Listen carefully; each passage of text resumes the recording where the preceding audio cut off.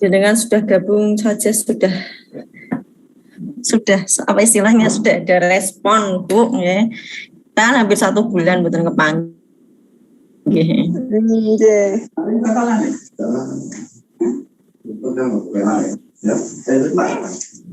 Yang lain pada kerja mungkin Bu. Lah nggih. Tadi Mbak Parti rewang. Palingan panjenengan sama Mbak Parti yang biasa ikut.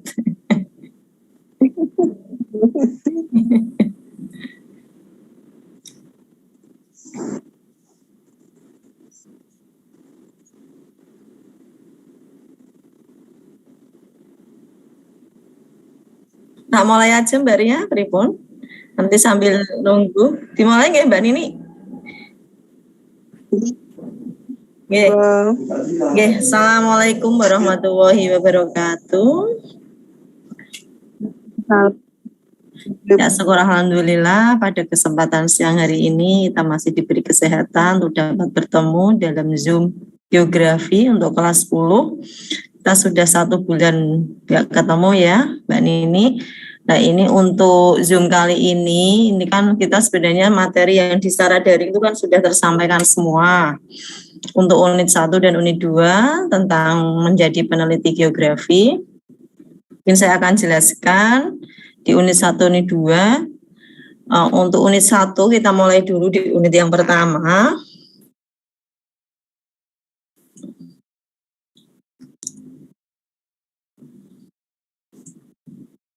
Ya.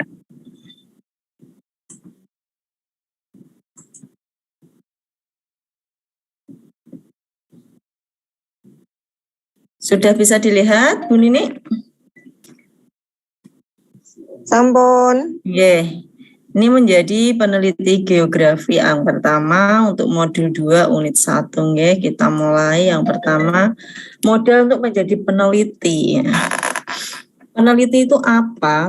Peneliti itu seseorang yang punya keinginan untuk menyingkap, istilahnya ingin mencari, ingin mendapatkan data, ingin membuktikan gitu ya, sesuatu yang sedang muncul dalam pola pikirnya untuk menyimpan suatu rahasia misalnya gitu ya. Jadi penelitian itu banyak sekali bermacam-macam. Nah, seorang peneliti itu harus memiliki modal, yaitu di mana harus tahu, kalau di dalam bahasa Inggrisnya dikatakan 5W 1H gitu ya. Di what, where, when, who, why, dan how. Apa, di mana, kapan, siapa, mengapa, dan bagaimana. Jadi pertanyaan-pertanyaan itu harus ada dalam seseorang yang ingin menjadi seorang peneliti. Ya. Artinya kita tidak hanya cari jawabannya saja, tetapi mengapa, bagaimana permasalahan itu bisa muncul hingga nanti akhirnya kita bisa mencari solusinya. Ya. Coba kita akan pelajari penjelasan selanjutnya. Ya, nah ini saya di modul dicontohkan sampah yang menggunung sampai segini banyaknya. Ini merupakan suatu permasalahan. Ya. Permasalahan ini bisa menjadi hal yang harus diteliti, jadi harus dipecahkan permasalahan tersebut hingga mendapatkan suatu penyelesaian yang baik. Ya. Nah di sini masalah sampah yang butuh penelitian geografi. Jelas kalau seperti ini nih jelas dipandang mata juga tidak sedap, bahkan bisa menimbulkan bibit penyakit juga, gitu kan. Nah ini suatu permasalahan yang harus segera diatasi. Maka di sini dibutuhkan seorang peneliti geografi tersebut. Nah sebelum kita masuk ke dalamnya kita harus tahu dulu apa itu penelitian, gitu kan. Ya. Beberapa dari zaman dahulu sampai sekarang orang itu sudah mengenal yang namanya penelitian ilmiah untuk mencari kebenaran. Jadi penelitian itu untuk mencari solusi atau pembenaran atau penyelesaian. Ya. Jadi dari zaman dahulu untuk mencari pembenaran itu dapat dilakukan bisa dengan cara ilmiah ataupun dengan cara yang tidak ilmiah. Antara lain yang pertama penemuan kebenaran melalui wahyu. Ya ini kebenaran ini mutlak karena berikan langsung kepada utusan Tuhan yaitu melalui para nabi. Ya biasanya berwujud suatu kitab suci. Kebenaran ini tidak bisa diganggu gugat karena menyangkut keyakinan terhadap Tuhan. Yang kedua, penemuan kebenaran secara kebetulan, yaitu cara coba-coba atau trial and error biasanya ya. Jadi coba-coba untuk menyelesaikan masalah, ya dengan coba-cobanya itu mungkin akan berhasil dan dapat diselesaikan permasalahan tersebut. Yang ketiga, pendapat otoritas. Nah, di sini karena kebenaran yang diperoleh oleh seseorang yang berkuasa di suatu wilayah tertentu, misalnya seorang raja, di mana apa yang disampaikan raja itu dianggap suatu hal yang benar. Itu yang kita sebut sebagai pendapat otoritas. Ya, bahkan kalau rakyat kecil tidak berani mengatakan salah atau keliru, mungkin akan dihukum dan sebagainya ya. Jadi yang disebut dengan pendapat otoritas itu kebenaran dikemukakan oleh seseorang yang berkuasa atau sebagai otoritas.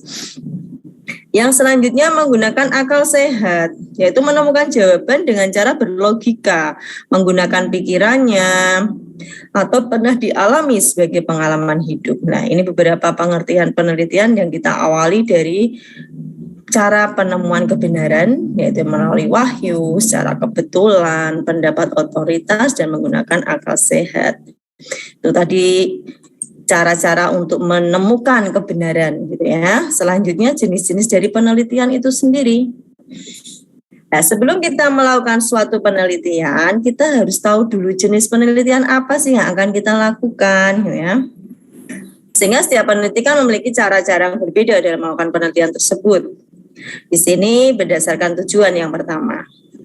Berdasarkan tujuan, apa yang ingin dicapai? Di sini ada penelitian dasar, penelitian terapan, dan penelitian evaluasi. Dasar di sini itu yang berusaha untuk mengumpulkan data yang bertujuan mencari dalil atau teori yang relatif baru. Jadi belum pernah dilakukan sebelumnya, berusaha untuk mencari pemelasahan masalah yang belum pernah ada sebelumnya. Yang kedua, terapan. Di sini berusaha memecahkan segala permasalahan, ya, karena dianggap penelitian ini bisa membantu persoalan yang dialami oleh masyarakat, gitu. Yang ketiga, evaluasi. Di sini bertujuan menguji hasil pelaksanaan kegiatan yang telah dilakukan. Jadi di sini untuk mengevaluasi atau menilai atau mengukur ya untuk keberhasilan suatu kegiatan. Dengan penelitian ini diharapkan tujuan yang akan dicapai dalam program tersebut dapat dinilai secara ilmiah. Ini berdasarkan tujuannya. Selanjutnya berdasarkan tempatnya. Nah, penelitian itu kan macam-macam, bisa dilakukan di mana saja. Di sini penelitian di laboratorium, jadi di suatu tempat khusus, gitu di lab ya. Mesin penelitian biologi atau mungkin di dunia kesehatan itu bisa dilaksanakan di laboratorium. Kedua, penelitian di lapangan, jadi di tempat yang akan kita lakukan suatu penelitian, yaitu bisa berupa lingkungan alam maupun lingkungan sosial. Nah, seperti halnya kita kaji di depan tadi, permasalahan sampah tadi di tempat pembuangan sampah itu masuk ke dalam penelitian lapangan.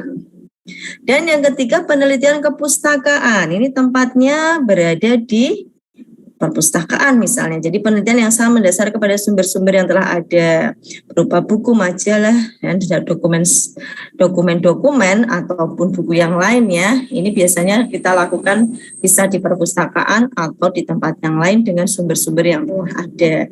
Ini tadi menurut tempat pelaksanaannya. Jenis penelitian selanjutnya menurut bidang kajiannya. Ada penelitian alam dan penelitian sosial. Penelitian alam jelas penelitian yang didasarkan kepada kenyataan alam yang real atau nyata. Ya, di sini di ilmu diperlukan percobaan dan pengalaman empiris yang mendukung suatu hipotesis yang telah ada.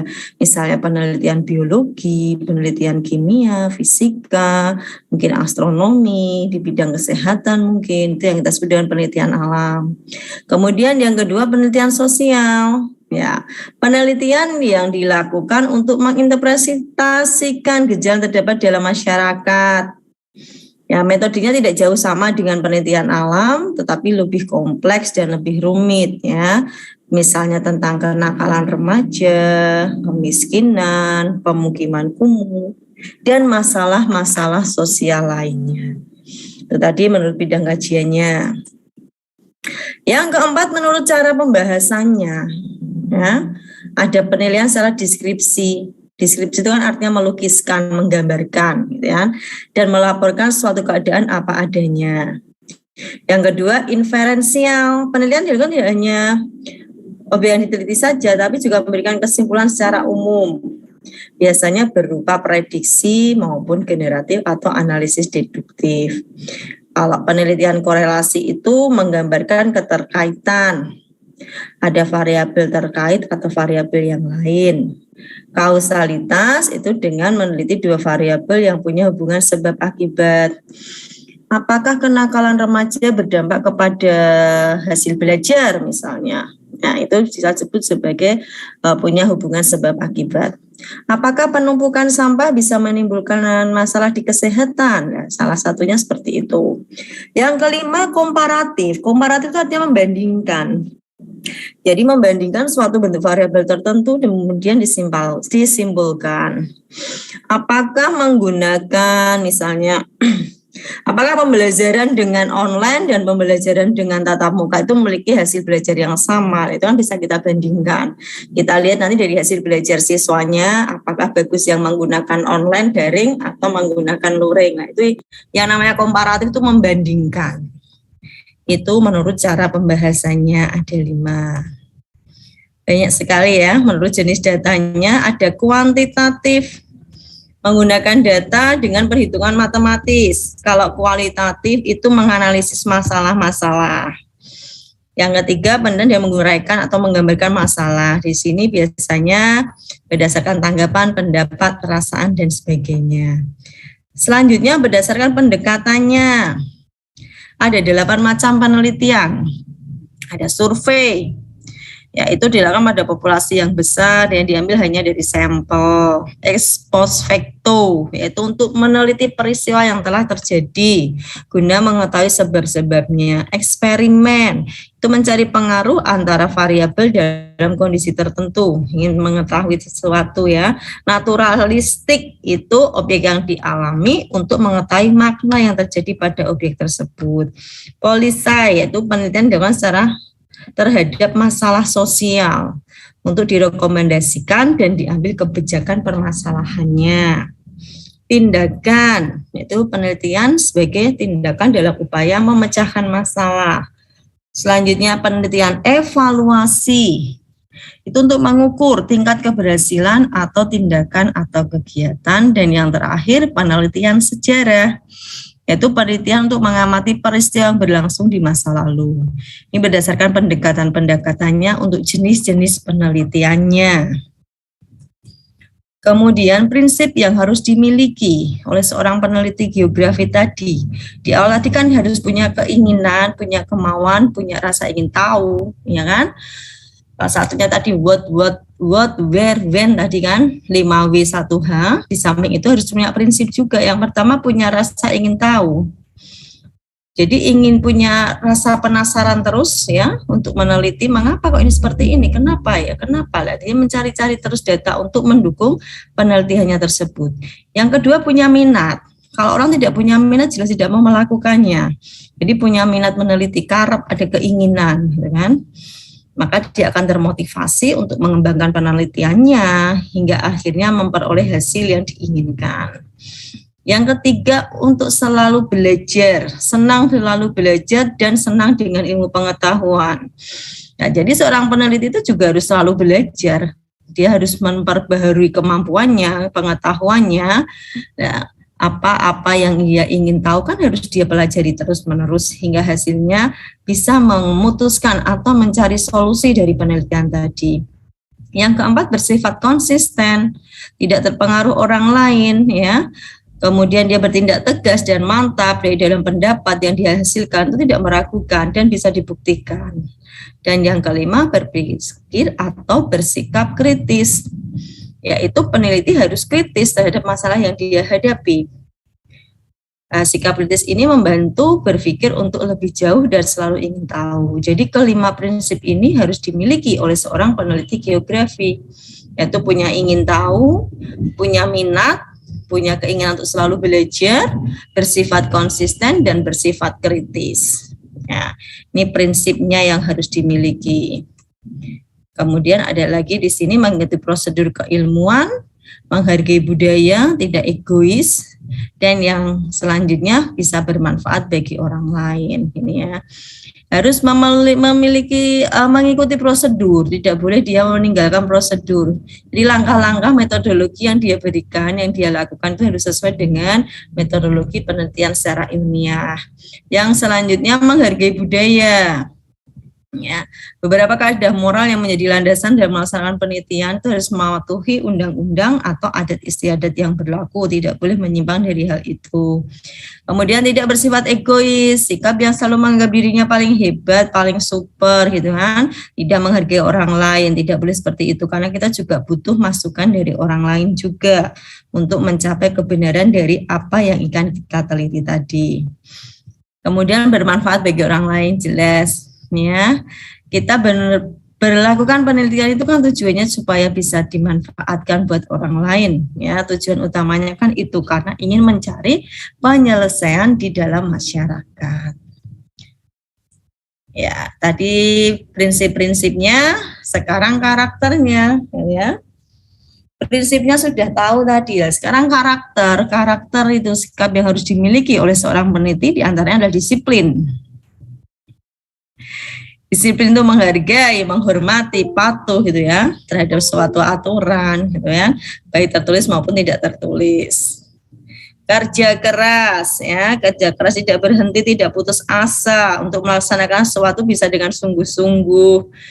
Kemudian kerja efisien, kegiatan yang dilakukan secara sebaik-baiknya, memanfaatkan waktu sebaik mungkin.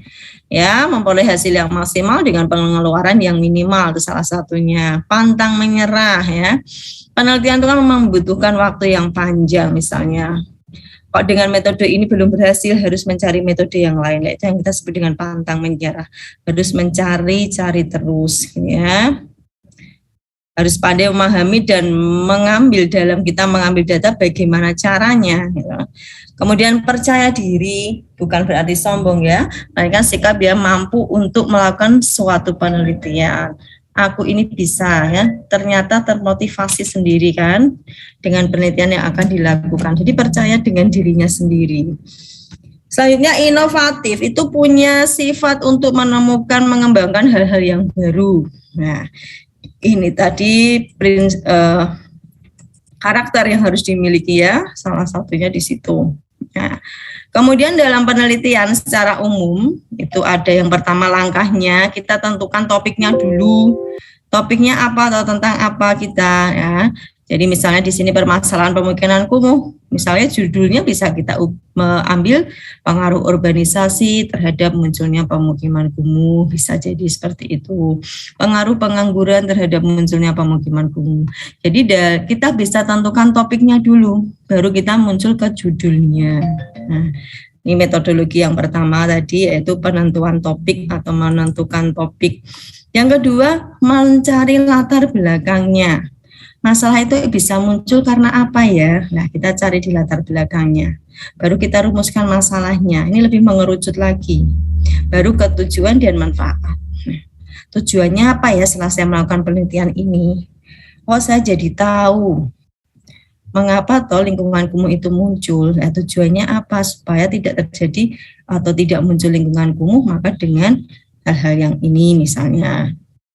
Tidak ada urbanisasi, mungkin dengan terpenuhinya tenaga kerja, tidak ada pengangguran, itu bisa mendatangkan atau memunculkan lingkungan yang tidak kumuh lagi. Kemudian dari tujuan sudah kita tentukan, kita bisa cari landasan teorinya. Jadi kepustakaan yang mendukung dari penelitian kita tadi. Jadi kita harus tahu pengertian-pengertian tentang urbanisasi itu apa, lingkungan kumuh itu apa, yaitu sebagai pendukungnya. Baru kita masuk ke metodologinya. Nah, kita penelitiannya tadi pendekatannya dengan cara apa?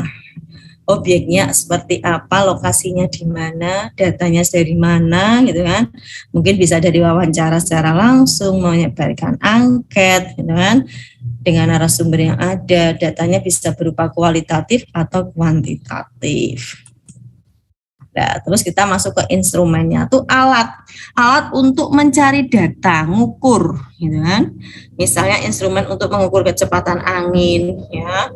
Misalkan instrumen digunakan untuk mengamati gejala sosial, misalnya dengan tadi memberikan wawancara bisa, menyebarkan angket juga bisa. Nah, setelah kita dapatkan data, baru kita analisis data tadi. Menganalisis data ada secara analisis deskriptif dengan angka, ya berarti kalau kuantitatif secara matematika itu berarti menghitungnya dengan perumusan. Selesai.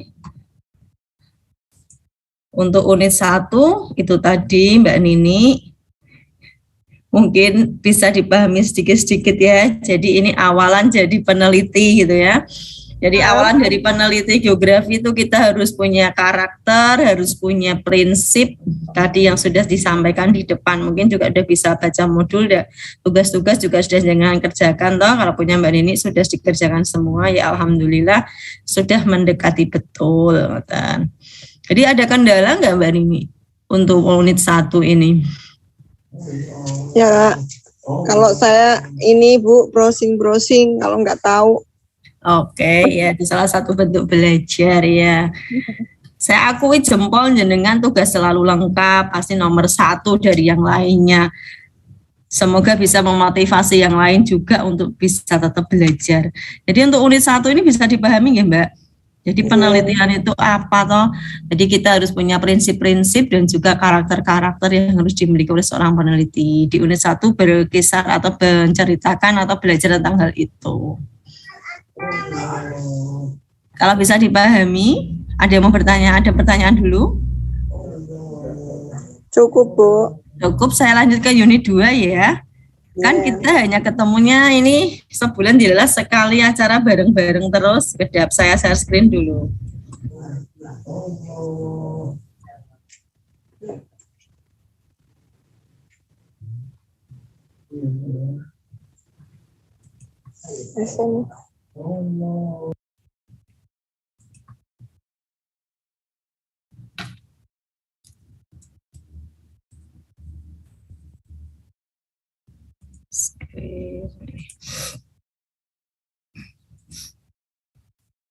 Ya, modul 2, masih di modul 2, unit yang kedua Mbak.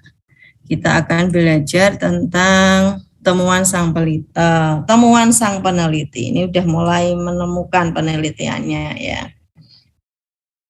Ini diberikan beberapa contoh hasil-hasil penelitian atau temuan. Bisa penemuan fosil, penemuan batu meteor, penelitian di pertanian, dan penelitian di pemukiman. Ini ada penelitian secara alam dan penelitian sosial yang keempat ini. 1, 2, 3 itu penelitian alam. Ya. Yang keempat itu penelitian secara sosial. Nah, sekarang kita sudah memasuki ke penelitiannya. Ya. Kemarin tadi sudah saya sampaikan, kita harus tahu itu 5W1H gitu ya. Nah, di sini guna melaksanakan penelitian, langkah yang dipahami oleh seorang peneliti itu bisa memasuki lapangan penelitian itu yang pertama. Ya, kita melakukan penelitian dan mulai memasuki lapangan sebagai peneliti gitu ya. Penelitian geografi tidak hanya berupa fisik, tapi juga penelitian secara sosial juga bisa masuk ya, benda-benda mati juga bisa gitu ya. Penelitian kebudayaan misalkan tentang keluarga berencana itu juga sudah bisa kita juga termasuk ke dalam penelitian geografi. Kalau kita udah masuk ke dalam penelitian itu, yang kedua itu kita harus mencari datanya. Pengambilan data penelitian, yaitu kuncinya di sini mengambil data itu. Nah, kita mainnya dengan data peneliti itu. Ya. sesuai kebutuhan juga untuk pengambilan data yang kita ambil dengan cara membuat instrumen tadi, ya. Bisa menggunakan angket ataupun wawancara. Ya. Nah, cara untuk mengambil data ini contohnya. Jadi kunci seorang peneliti itu harus punya data. Nah, caranya kita ambil data dari mana? Bisa dengan mengobservasi. Jadi kita hanya melakukan pengamatan saja. Masih saya contohkan di lingkungan yang kumuh tadi misalnya. Kita tanpa bertanya, tanpa apapun, kita lihat aja di situ. Keseharian masyarakatnya itu seperti apa? Sanitasinya bagaimana? Kemudian mereka kehidupannya untuk apa istilahnya? Air bersih, kemudian makan minumnya sehari-hari itu bagaimana, kita bisa melihat saja. Nah, kemudian yang kedua dengan wawancara. Wawancara mungkin kita ambil beberapa sampel, kita beri pertanyaan gitu ya, untuk mencari data tertentu yang kita inginkan. Mungkin selanjutnya bisa menyebar angket. Kita siapkan pertanyaan, mereka mengisi saja. Nanti ini kita juga bisa ambil data. Dan yang terakhir dengan kepustakaan. Jadi mendukung dari teori-teori yang mendasari atau mendukung dari apa yang kita lakukan tadi. Ya, observasi atau pengamatan tadi sudah saya sampaikan, kemudian wawancara atau interview, kemudian angket, ya, studi kepustakaan ini bisa kita ambil dari beberapa sumber, misalnya buku, majalah, atau penelitian-penelitian yang hampir serupa. Nah, sekarang kita ambil sampel penelitian. Kalau kita mau meneliti satu wilayah satu kelurahan misalnya, kelurahan A yang termasuk wilayah kumuh tadi, tidak satu kelurahan kita ambil, kita perlu ambil sampelnya saja, gitu ya. Sampelnya mungkin satu lingkungan RW, itu sudah bisa mewakili. Yang kita sebut dengan pengambilan sampel. Sampel dalam mengambil ada beberapa langkah, bisa kita ambil secara sampling atau random sampling gitu ya, sembarang gitu ya. Sampel berstrata, ada tingkatan-tingkatannya gitu ya. Misal untuk paket C ada kelas 10, 11, 12, itu bisa terwakili semua. Ini yang secara strata atau terstruktur. Sampel wilayah misalnya, jadi wilayah yang sangat luas, kita bisa ambil daerah yang lebih luas lagi. Sampel proporsi, sampel ini sudah sampai ada jumlah perwakilan sampel yang mewakili. Kemudian sampel bertujuan, ya, penentuan sampel ini agar tujuan dapat dicapai, antara lain waktu, tempat, jauh, dan sebagainya. Dan sampel kelompok, ini ambil sama ya, sehingga setiap kelompok terwakili dalam sampel penelitian. Ini hanya cara-caranya bagaimana. Tujuannya sama untuk mencari sampel atau contoh dari penelitian yang akan kita pakai. Ya. Sudah dapat sampelnya, sudah mengambil data, sudah kita dukung dengan teori-teori yang ada, kemudian kita akan analisis hasil penelitian kita, gitu ya. Ya, penelitian kita sebelum kita laporkan ada langkah yang harus kita lakukan. Yang pertama menganalisis data dulu, ya. Ini upaya untuk mengorganisasi, memilah, mengelola, mensintetis sehingga nanti akhirnya menarik suatu kesimpulan, ya. Pengolahan data secara kuantitatif, yaitu menggunakan analisis statistik, ini berupa angka nanti. Jadi alurnya seperti ini, dari pengolahan data, pengorganisasian data, sampai penemuan hasilnya. Nanti akan memunculkan suatu kesimpulan di sini. Ini dicontohkan juga hasil penelitian tentang kepemilikan hewan ternak, misalnya. Ada 40 keluarga ke dalam distribusi frekuensi seperti ini. Jumlah keluarga 2, ya, jumlahnya 2, jumlah kepemilikan hewan ternak. Ini frekuensinya, ini jumlahnya maksudnya. Dibuat dalam suatu bentuk tabel. Ini kalau secara kuantitatif itu menggunakan rumus ya, menghitungkan penghitungan hingga nanti menyimpulkan suatu nilai, ini sudah menunjukkan suatu akhirnya, hasil akhirnya seperti ini. Kalau data yang berupa kualitatif yang bukan angka, ini bukan non statistik, tidak menggunakan rumus menghitungnya, dari wawancara misalnya kuesioner ya, langkahnya seperti ini. Pengumpulan data, kemudian reduksi data, penyajian data, sampai pengambilan kesimpulan. Nah, ini reduksi data udah terkumpul, direduksi itu dikelompokkan, mengubah gitu ya, dikategorikan tertentu, baru kita sajikan, disajikan tentang kronologinya, keadaannya seperti apa, ya, keadaan secara umum misalnya, hingga sampai kita ambil suatu kesimpulan. Ini cara pengolahan datanya. Ini yang kuantitatif tadi ya. Nah, kemudian kita susun laporannya. Ya. Susunan laporan juga harus memenuhi yang namanya metodologi atau langkah-langkahnya. Ya, garis-garis besarnya laporan itu diawali dari pembukaan, kemudian isi atau intinya, dan terakhir adalah penutupnya. Ya, pembukaan itu dalamnya ada apa saja, ada judul, ada kata pengantar, daftar isi, sampai daftar tabel dan daftar gambar. Diisi berisi pendahuluan dan kajian pustaka. Bisa pustaka teori, pustaka hasil temuan, kemudian bab 3 metodologi, bab 4 hasilnya, tentang pembahasan juga masuk di sini, dan bab 5 itu kesimpulan dan sarannya. Dan di bagian penutup ada daftar pustaka. Jadi pustaka yang kita pakai dalam mendukung penelitian yang kita lakukan tadi, bisa dari koran, bisa dari buku, mungkin dari sumber penelitian terdahulu yang hampir serupa, gitu ya, dan lampiran-lampiran, ya, berupa grafik dan gambar bisa kita masukkan di sini. Nah, kalau penelitian sudah jadi bisa kita publikasikan, itu disiarkan, diberitakan gitu ya, disampaikan ke khalayak banyak gitu ya. Misalnya bisa kita diskusikan di kelas kita. Itu salah satunya publikasi yang sederhana. Ya, bisa menyusun jurnal dari hasil penelitian, bisa publikasi melalui media sosial, mungkin publikasi melalui koran atau majalah dinding, itu salah satu publikasi itu menyebarkan. Nah, sampai situ Mbak Nini.